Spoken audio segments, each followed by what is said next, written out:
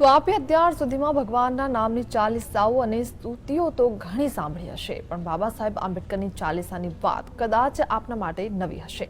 હા, ઈડરના એક લેખકે તૈયાર કરી છે આંબેડકર ચાલીસા અને તેને સંગીત સાથે કરવામાં આવી છે લયબદ્ધ. હનુમાન ચાલીસા, ગાયત્રી ચાલીસા કે પછી હોય ચામુંડા ચાલીસા, રોજબરોજના જીવનમાં તમે ઘરે કે મંદિરમાં આ ચાલીસાના પાઠ થતા અચૂક સાંભળ્યા હશે. પણ આ બધાથી દૂર ઈડર તાલુકાના લાલોડામાં જયેશચંદ્ર પરમાર નામના લેખકે બનાવી છે ભીમરાવ ચાલીસા. જય ભીમરાવ જ્ઞાન ગુણ સાગર, જય આંબેડકર સમાજ સુધાકર, રામજી સુત મન બલધામા, ભીમા પુત્ર આંબેડકર નામા.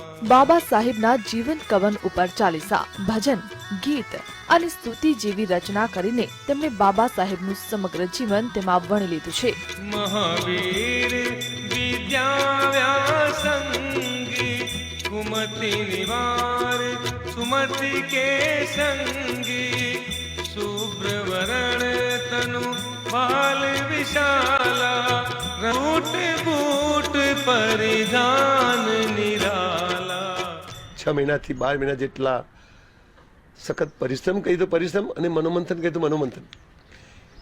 એના દોહાઓ, એની સાખીઓ મેં રાત્રે જાગીને પણ લખી છે. અને એ પછી ચાલીસા પૂરા થયા, એને ખૂબ સારો આવકાર મળ્યો. દુનિયાભરના એટલે કે ભારતભરના લોકોએ એને વખાણ્યું. આ રચના તૈયાર કરતા જયેશભાઈને 6 મહિનાનો સમય લાગ્યો હતો. તો તેને સંગીત સાથે લયબદ્ધ કરવાનું કામ પણ અઘરું હતું.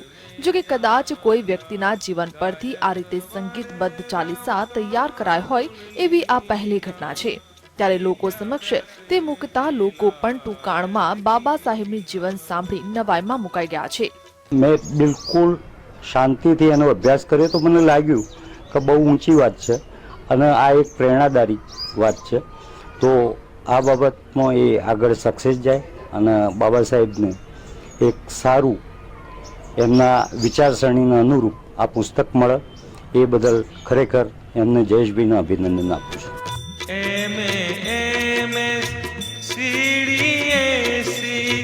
શ્રેષ્ઠ ઉપાધિધારી જયેશભાઈ આંબેડકર ચાલીસા બાદ હવે ભીમ કથા નામના પુસ્તકની રચના કરી રહ્યા છે અને તે પણ ટૂંક સમયમાં બહાર પાડશે. ત્યારે બાબા સાહેબનું સાહિત્ય અને સંગીતમાં સમન્વય કરીને તેમણે પોતાની રીતે એક અનોખી શ્રદ્ધાંજલિ બાબા સાહેબને અર્પી છે. ભીમ હિ પરમ હિત દલિતોધારક, સુમિરન હિ મેં જ્ઞાન. ક્ષિતિજ રૂપાલી, GSTV, લાલોડા, ઈડર, સાબરકાંઠા.